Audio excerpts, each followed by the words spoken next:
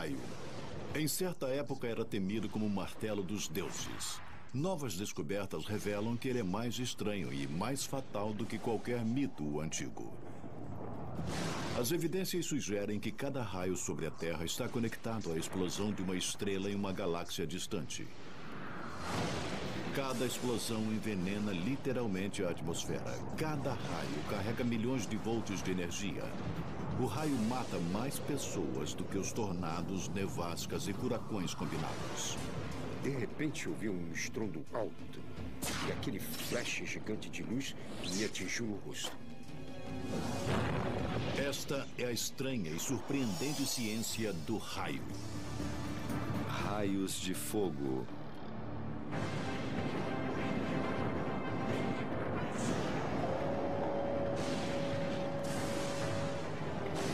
O raio é lindo, atraente, mas é um assassino.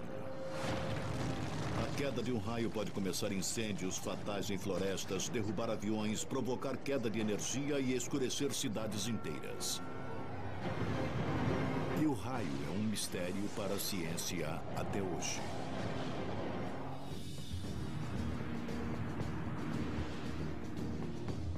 Os raios caem no planeta cerca de 3 milhões de vezes a cada dia e ainda não sabemos como eles funcionam. Na verdade, os astrônomos sabem melhor como as estrelas explodem no meio de uma galáxia do que como um raio funciona a poucos quilômetros acima de nossas cabeças. Uma nova geração de instrumentos tecnológicos começam a revelar que o raio é muito mais poderoso e misterioso do que se pensava anteriormente.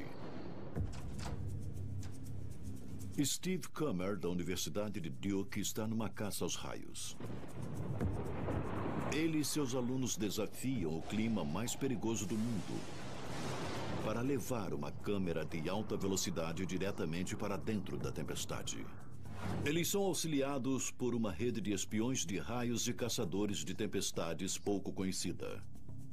The National Lightning Detection Network acompanha as tempestades por todo o país, conectados por satélites, sensores remotos e a web. The National Lightning Detection Network nos dá uma visão ampla do raio acontecendo em qualquer momento determinado nos Estados Unidos. E assim conseguimos descobrir onde há quedas fortes de raios e se existe uma tempestade especialmente interessante num determinado local onde consigamos apontar a nossa câmera.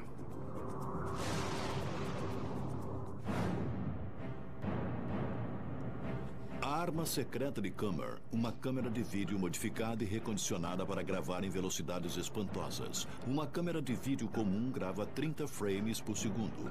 A câmera de Kummer grava mais de 7.000 frames por segundo. Essa capacidade de gravar numa supercâmera lenta revela detalhes desconhecidos sobre as descargas elétricas. Quando é detectada a chegada de uma tempestade, a equipe de Kummer prepara a câmera para capturar toda a fúria de um grande relâmpago.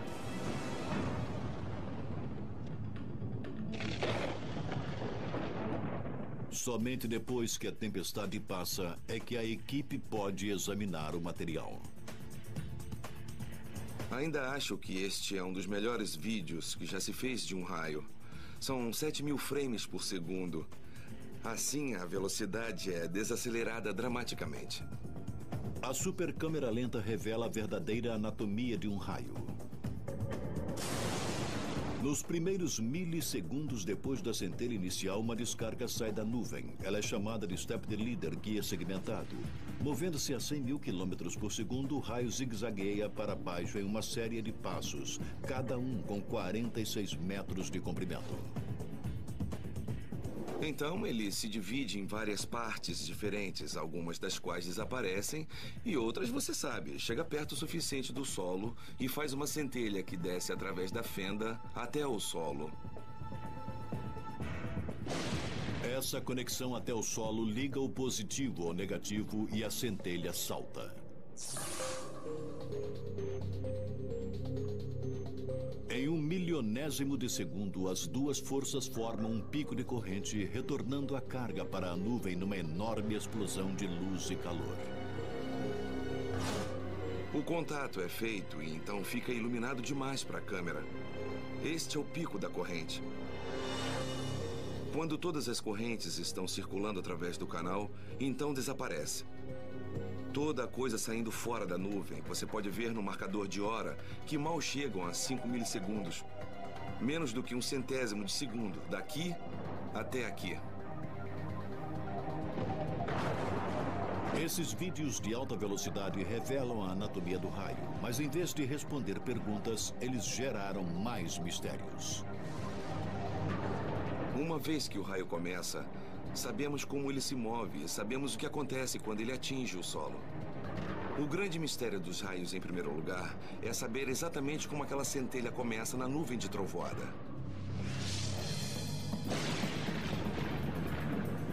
O raio começa dentro da nuvem de trovoada. Quando gotículas de água da chuva se formam dentro de uma nuvem, as moléculas de H2O colidem, executando elétrons ao acaso de moléculas individuais. Cada elétron tem uma carga positiva ou negativa. Os elétrons positivos são mais claros e são carregados por updrafts para o alto das nuvens. Os elétrons negativos mais pesados descem para o fundo das nuvens. Quando uma nuvem de trovoada se desenvolve espaçadamente, esse grupo de elétrons cresce até que a nuvem se transforme praticamente numa bateria gigante com um polo positivo e um negativo. Numa bateria AA, os polos positivo e negativo produzem energia elétrica quando são conectados. Quando os extremos positivo e negativo de uma nuvem de trovoada se conectam, faíscas voam.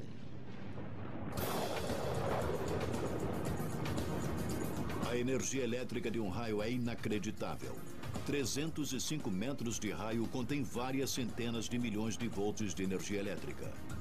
Há energia suficiente no único milissegundo para iluminar uma casa média americana por um mês inteiro. 300 vezes mais energia necessária para matar um homem numa cadeira elétrica. O problema para os cientistas é este. É teoricamente impossível para uma simples nuvem de chuva gerar esse tipo de energia. As medições que foram feitas dentro da nuvem de trovoada sobre o tamanho desses campos elétricos serão quase sempre pequenas demais para criar uma centelha.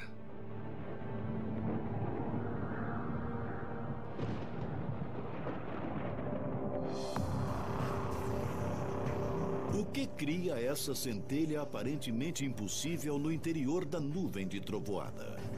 Para descobrir, os investigadores precisam entrar no centro de uma tempestade e, de alguma forma, forçar o raio a cair.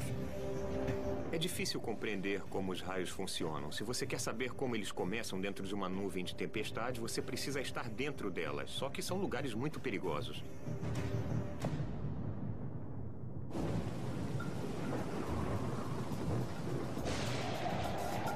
O International Center for Lightning Research and Testing pode ter resolvido o dilema. Localizado na Flórida, um dos pontos do mundo de maior incidência de tempestades elétricas, o centro envia pesquisadores para o coração de uma nuvem de trovoada com foguetes. Quando Ben Franklin inventou o para-raios em 1749, as pessoas souberam que o raio era atraído pela mais alta estrutura na redondeza. O Lightning Research Center levou o conceito um passo à frente, usando modelos gigantes de foguetes como também para raios móveis de alta tecnologia para literalmente atrair o raio do céu. Durante a temporada de chuvas de verão, os investigadores carregaram os foguetes dentro de tubos de aço no alto da torre de lançamento. Fios encapados Kevlar à prova de explosões são então passados do foguete até um alvo seguro no solo. Quando as características nuvens de trovoada cúmulo-nimbo se juntam, os investigadores preparam para a decolagem. A caixa está armada. 212 armado. Assim que a nuvem passa acima deles, eles explodem o foguete dentro de seu centro. 3, 2, 1, fogo. O foguete conecta os polos negativo e positivo de uma nuvem de trovoada, liberando um raio e mandando 1 gigavolt pleno de eletricidade pura para os fios do para-raio voador.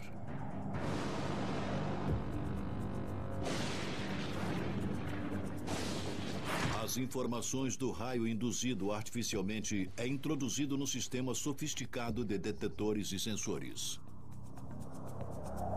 Nós medimos cerca de 24 áreas por todo este local.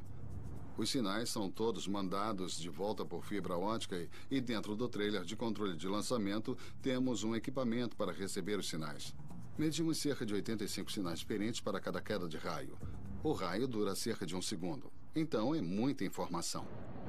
Cada nuvem de trovoada contém raios-x e raios gama somente vistos anteriormente em estrelas em extinção e explosões nucleares.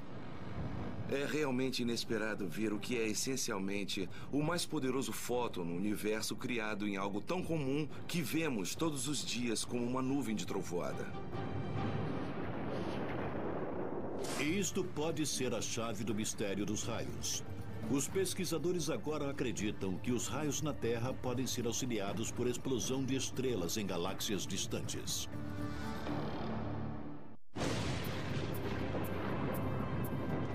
O raio é uma visão comum no céu do verão, mas investigações sobre o fenômeno revelam mais mistérios do que respostas. A grande questão em estudos de raios, em primeiro lugar, é qual é o mecanismo que, na verdade, cria descarga na nuvem de trovoada. As medições que têm sido feitas dentro das nuvens de trovoada são quase sempre muito pequenas para criar uma descarga pelos mecanismos normais que conhecemos.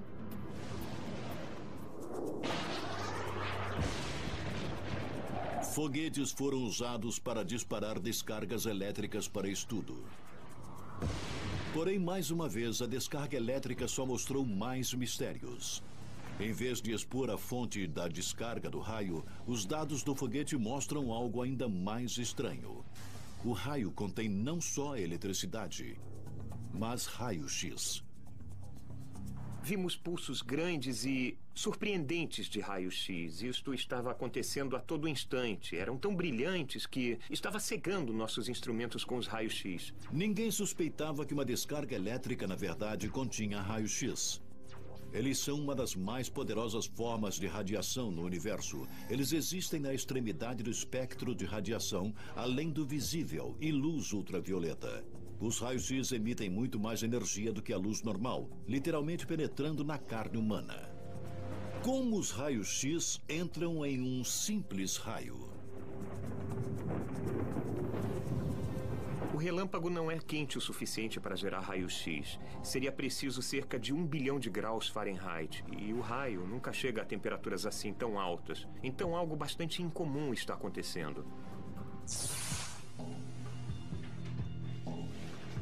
Para investigar o mistério de raio-x, a equipe da Flórida construiu um detetor para ser colocado perto da nuvem de trovoada acionada. O aparelho pode gravar uma descarga, depois transmiti-la para a máquina que pode reproduzi-la em câmera lenta, congelar frames ou aumentá-la com detalhes. E as gravações mostraram explosões projetando raios-x microsegundos depois da descarga elétrica. Mas os raios-x eram somente a ponta do iceberg. O raio contém algo ainda mais estranho e mais poderoso. Em 2003, meu colega e eu trabalhávamos nos instrumentos no Lightning Center. E estávamos também examinando os registros e percebemos algo muito estranho. Nós vimos o que parecia ser um flash de raios gama. Esses raios gama pareciam estar passando por toda a área, vindo da nuvem de trovoada acima, talvez uns 3 quilômetros acima. Nós não esperávamos ver raios gama vindo das nuvens de trovoada. Aquilo era inacreditável, certamente uma grande descoberta.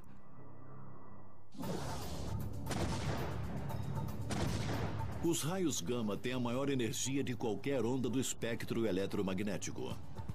Gerada por átomos radioativos, são produzidos somente pelos eventos mais poderosos do universo. Explosão solar ou supernovas, uma grande explosão de estrelas. Os físicos então acreditavam que não havia ocorrência natural de raios gama em nosso planeta. Mas em 1994, um satélite da NASA em busca de raios gama acidentalmente descobriu e registrou esses raios na Terra. E essas explosões bizarras de radiação surgiam somente durante as descargas elétricas.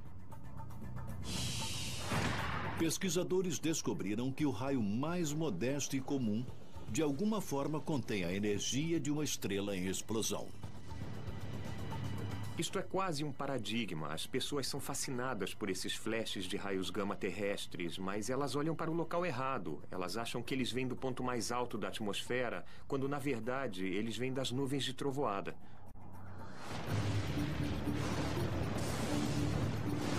Os registros mostraram que os raios gama terrestres apareceram 1,24 milissegundos antes de cada raio.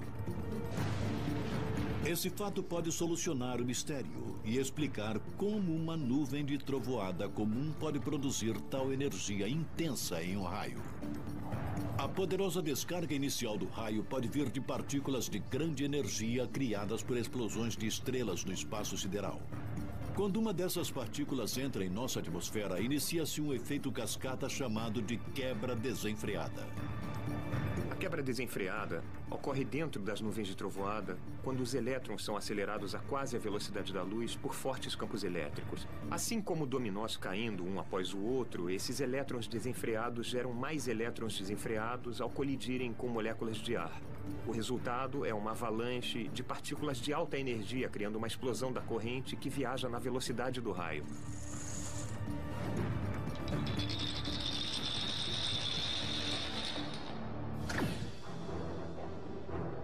Essa avalanche de partículas de alta energia colidem com o campo elétrico da nuvem de trovoada, gerando energia suficiente para descarregar 1 gigavolt de eletricidade, que chamamos de raio, como também libera as explosões terrestres de raios gama.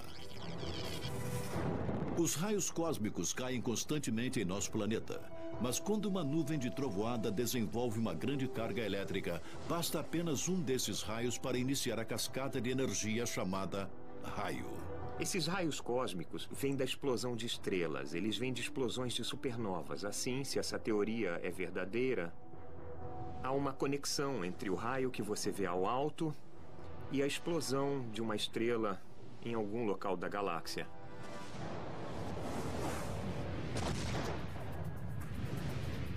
Entretanto, essa extraordinária descoberta sobre a fonte do raio não começa a solucionar seus mistérios. O primeiro objetivo é descobrir como o raio funciona. Assim que entendermos como ele faz e o que ele faz, poderemos então começar a avançar nas formas de também predizer o que ele vai fazer. E talvez possamos descobrir formas de desviar o raio. A energia do raio pode ser mais penetrante e mais mortal do que simplesmente explosões de eletricidade e raios cósmicos. As mais recentes pesquisas mostram que cada raio pode literalmente envenenar o ar que respiramos. Mas o que é isso? On the Discovery.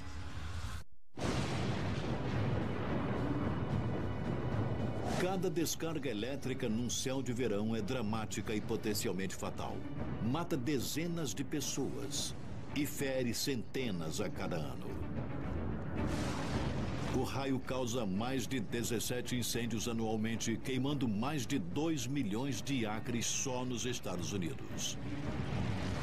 O que estamos mostrando? E os cientistas agora acreditam que o raio poderia estar literalmente nos envenenando. Mas o raio pode ferir seres humanos. E do ponto de vista da química, o raio, na verdade, contribui significativamente para a atmosfera.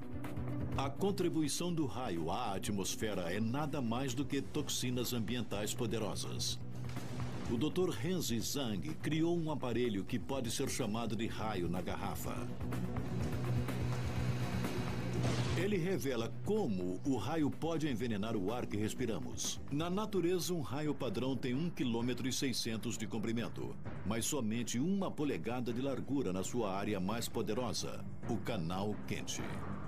Embora a longevidade da descarga elétrica seja menor do que 1 segundo, nesse tempo seu canal quente chega a 28 mil graus Celsius. A essa temperatura, o canal quente rompe todas as moléculas em seu caminho. O raio simulado no aparelho do Dr. Zhang atinge a mesma temperatura. E assim que as moléculas na atmosfera são rompidas, um analisador químico suga o ar eletricamente alterado. O teste revela que um dos maiores subprodutos de uma descarga elétrica é o poluente industrial ozônio. O ozônio na estratosfera acima da Terra protege o planeta da radiação ultravioleta. Mas o ozônio no nível do solo é tóxico. O ozônio é o maior componente do smog, e estudos da poluição do ar mostraram que o ozônio prejudica o tecido dos pulmões e do coração. Pode causar irritação nos olhos, problemas respiratórios e crises de asma. O efeito do ozônio na poluição é bem conhecido. O impacto do raio foi surpreendente. Toda vez que um raio cai na Terra, enormes quantidades de ozônio são liberadas do núcleo central incandescente. Um estudo mostra que um raio médio libera 190 quilos de ozônio, equivalente à produção diária de ozônio de 3.650 carros juntos. O raio pode não só derrubar eventualmente uma árvore, como literalmente afetar todo o planeta. De fato, nova pesquisa revela que o raio às vezes tenta não interferir no planeta com explosões gigantescas de eletricidade que não atingem a Terra, mas interferem mais acima, nos limites do espaço.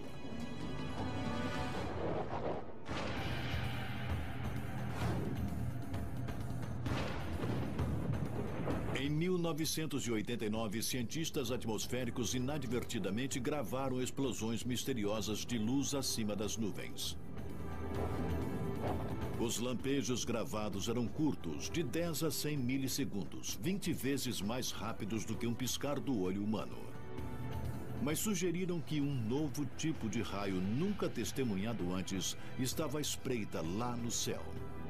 Essas explosões foram apelidadas de sprites por sua deslumbrante beleza e comportamento indefinível. Mas seriam eles uma nova forma de raio ou estariam relacionados aos raios terrestres? Talvez o mais importante, essas erupções espaciais provocam os mesmos danos que os raios normais? A videocâmera de velocidade do engenheiro Stephen Kummer é perfeita para capturar os indefiníveis sprites. Se você capturar um sprite em velocidade normal e depois olhar o vídeo quadro a quadro, o sprite provavelmente estará presente em apenas um frame do vídeo. Por isso não se vê nada de dinâmica. Como começou, como se expandiu, o que realmente aconteceu lá. Assim, se você quiser ter alguma noção de como os sprites realmente se desenvolvem, precisará de uma câmera com mais capacidade, que possa gravar vídeos em altas velocidades.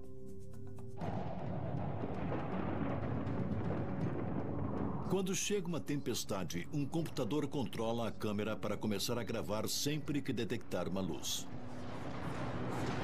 As câmeras capturam o fenômeno indefinível. 1 segundo de tempo real leva 5 minutos para passar nesta filmagem de alta velocidade. Podemos ver quadro a quadro? Claro. Antes da criação da videogravação em alta velocidade, acreditava-se que os sprites eram figuras disformes de luz. Em mais de 7.000 frames por segundo, os sprites assumem formas individuais específicas que podem ser examinadas e medidas.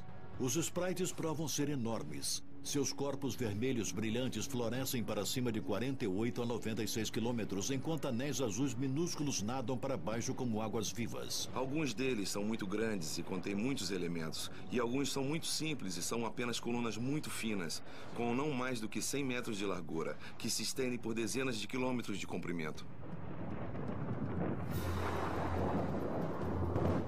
A câmera de alta velocidade de Kummer e sua equipe ajudaram a solucionar o mistério dos sprites. Registros de rádio ligados ao vídeo revelam que cada sprite é um subproduto bizarro de um raio, a descarga elétrica terrestre. Eles são disparados milissegundos depois de uma descarga elétrica normal, ecoando o raio terrestre com um lampejo nos céus. E a descoberta dos sprites revelou todo um domínio similar de fenômeno elétrico de grande altitude, com nomes divertidos como Elvis, Jatos Azuis, Trolls.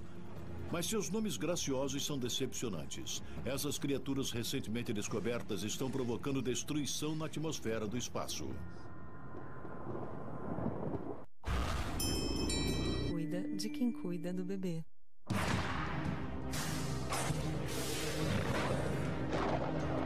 Em Em 1989, os meteorologistas descobriram o fenômeno chamado sprites, raio indefinível e raro que se estendem pelo espaço.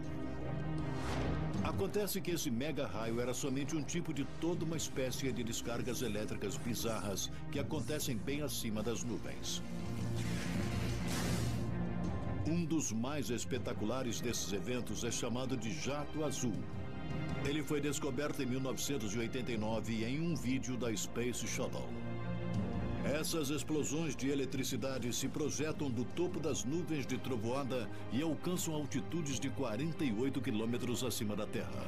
Embora se movam a velocidades de 240 quilômetros por segundo, seu longo alcance significa que eles duram muito mais do que os sprites indefiníveis. Porém, o mais recente vídeo sugere que alguns jatos azuis podem ser 2 vezes maiores do que anteriormente acreditava-se ser possível.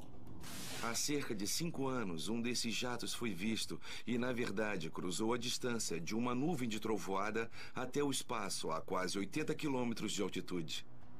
E por isso agora nós os chamamos de jatos gigantescos, capazes de cobrir a toda uma distância do Sol, basicamente até o espaço.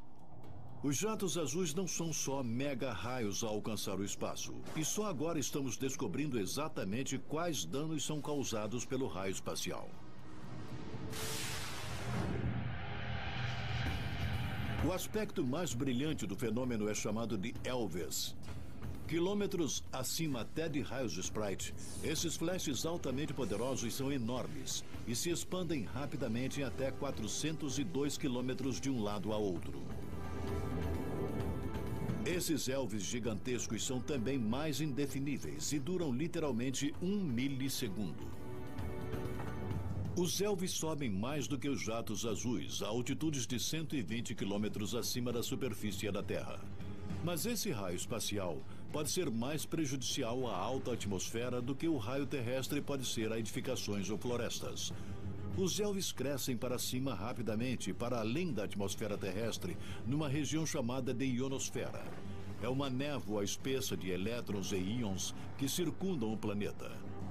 A névoa é tão espessa que é usada para reflexão de ondas de rádio para comunicação com tudo, de submarinos a satélites. Mas o raio espacial, como Elvis e Sprites, podem afetar a manta de proteção vital sobre o planeta. Que efeito essas coisas têm sobre a ionosfera, tempestade após tempestade? Estamos trabalhando basicamente para capturar cada um deles de forma que possamos quantificar seus efeitos. Mas somente 20 milissegundos. Exatamente. O Departamento de Engenharia Elétrica da Universidade de Stanford escaneia o planeta em busca de Elvis. A chave para detectar os Elvis não vem da visão, mas do som. Os pesquisadores escutam ondas de rádio de baixa frequência ao redor do mundo.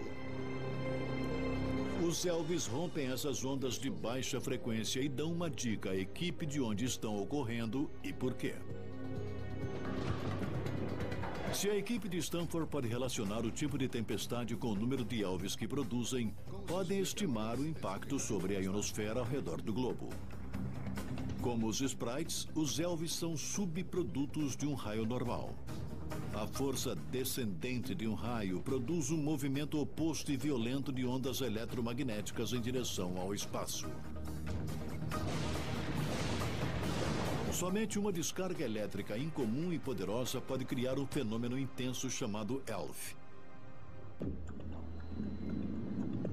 Pesquisadores da Universidade de Stanford descobriram uma forma de gravar a curta vida dos Elvis com um aparelho chamado Fotômetro Grande Angular de Sprites, Wide Angle Sprite Photometer, ou WASP. 12 instrumentos fotossensíveis são agrupados, cada um capaz de gravar a menor partícula de luz, luz que a videocâmera nunca poderia gravar. Você está gravando efetivamente 25 mil frames por segundo. Não há um único elfo que possamos perder numa tempestade desta forma. Até agora, os resultados são perturbadores.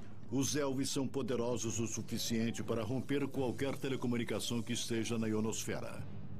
Um satélite GPS poderia sair do curso cerca de 100 metros.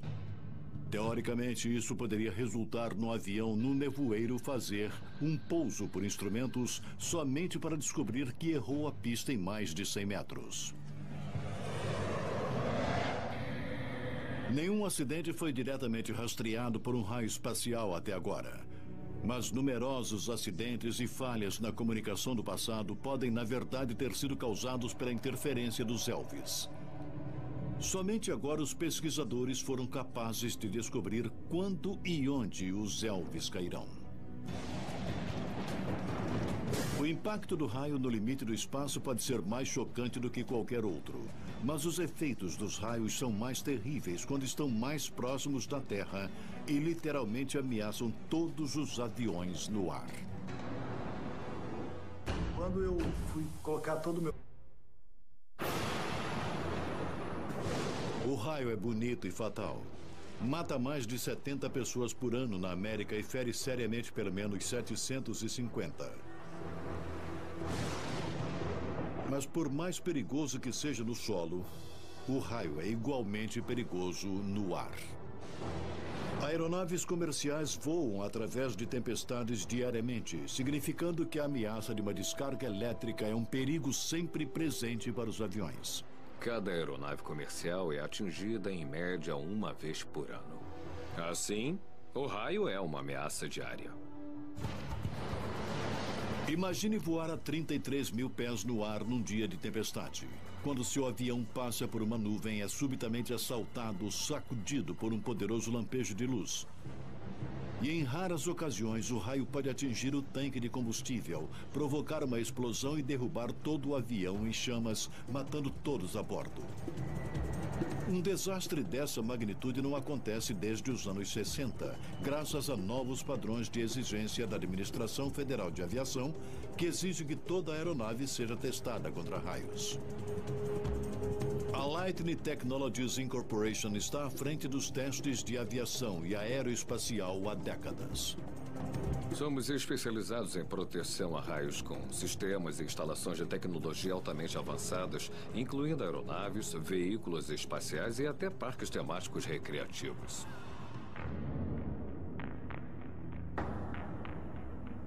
Para testar como uma aeronave pode suportar um raio, os engenheiros da Lightning Technologies criaram uma réplica exata.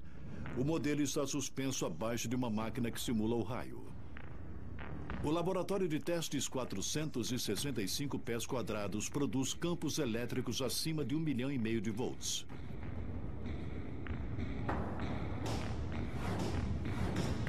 Cada descarga capturada digitalmente em um disco rígido, de forma que pode ser examinado em câmara lenta. A menos que não esteja adequadamente protegido, o sistema elétrico inteiro de um avião pode queimar com um único raio, na medida em que 100.000 volts de eletricidade pura corta a comunicação com o solo, avaria o painel de instrumentos e destrói os mecanismos de navegação. O primeiro nível de proteção começa no exterior do avião, onde os instrumentos são mais vulneráveis à energia do raio. Existem muitos equipamentos instalados no exterior da aeronave. As antenas que ajudam o piloto a navegar ou se comunicar com o controle de tráfego aéreo no solo.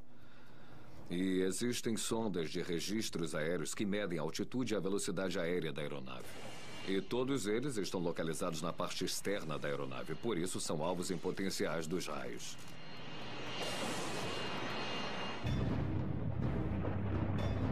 Os perigos pioram quando um raio entra literalmente no avião.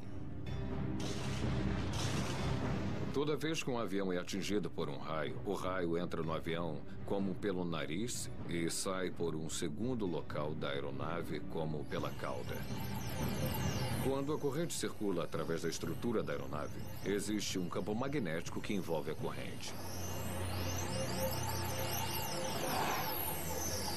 Os campos magnéticos são talvez o efeito mais surpreendente e letal dos raios, causando danos imprevisíveis aos mais delicados instrumentos da aeronave. Hoje, a maioria das funções de navegação da aeronave são feitas por eletrônica. E os eletrônicos são progressivamente complexos e progressivamente sensíveis a voltagens induzidas por raio que acontecem quando o avião é atingido por um raio. Em apenas microsegundos, este campo magnético sobre tensão pode causar danos suficientes para fazer o avião guinar impotente e perder o controle. É por isso que os cientistas precisam testar os efeitos de alta voltagem em instrumentos de voos. Pegamos certos sistemas elétricos da aeronave, principalmente aqueles que executam funções críticas como controles de voo e os sistemas de controle eletrônico do motor, e levamos estes para a bancada de testes. Injetamos esses fenômenos transitórios no sistema e observamos atenciosamente a sua atuação para garantir que ele não está danificado ou descontrolado. O teste do FAA foi um sucesso. Blindagem, aterramento e tecnologia de supressão sobre tensão permitem às mais modernas aeronaves resistirem aos piores efeitos do raio. Um jato de 408 mil quilos feito de fino alumínio, repleto com milhões de circuitos eletrônicos, podem voar seguramente através mesmo das mais devastadoras das tempestades elétricas. De fato, nenhum avião na Europa ou América foi derrubado por um raio em 25 anos. Novas descobertas em meteorologia e física revelam os terríveis efeitos de uma tempestade elétrica. Mas para alguns, os resultados terríveis dos raios são menos científicos e mais pessoais. Mas o que é isso? O raio ainda é um dos fenômenos mais comuns e misteriosos do mundo natural.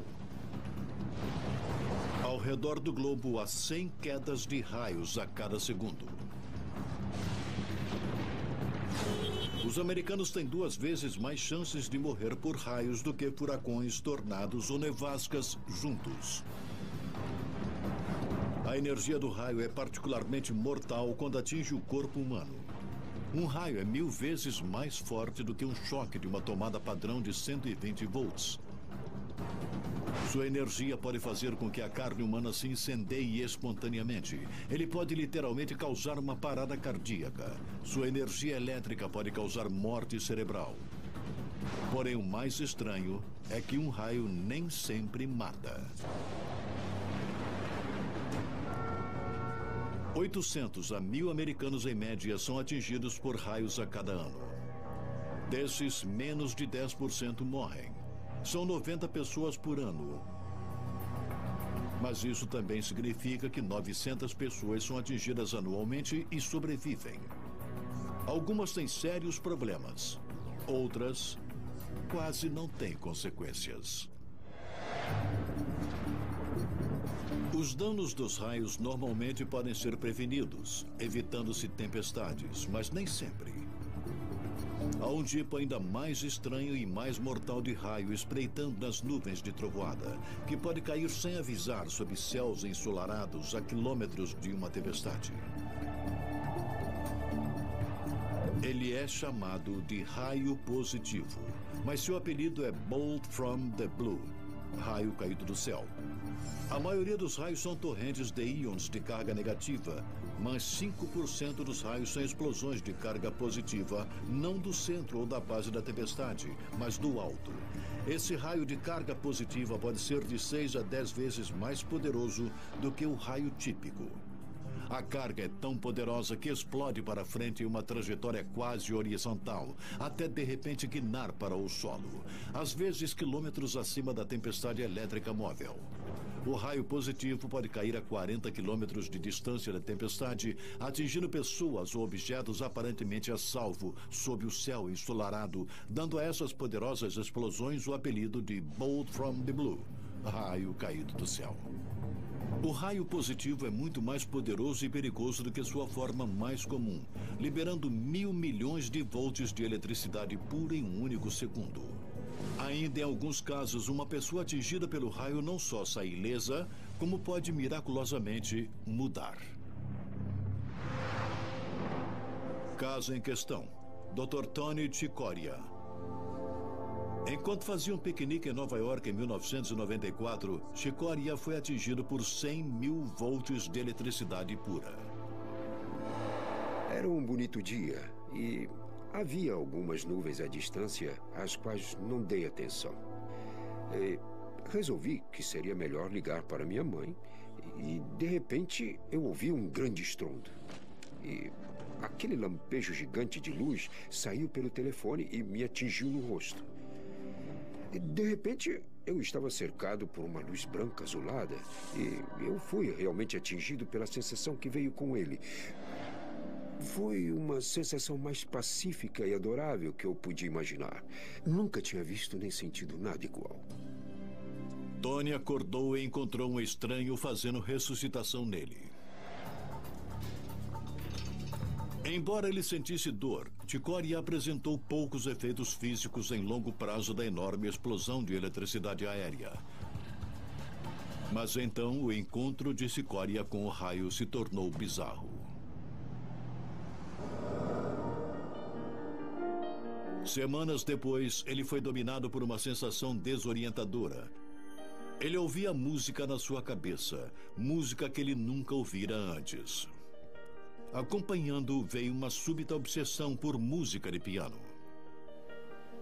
Comecei a ter um desejo de ouvir música de piano e pensei, isso é muito estranho. Cirurgião de formação, Sikoria nunca teve qualquer interesse por música antes dessa descarga elétrica. Eu pensei, ouvir não é suficiente, eu tenho que aprender a tocar. E eu vou aprender.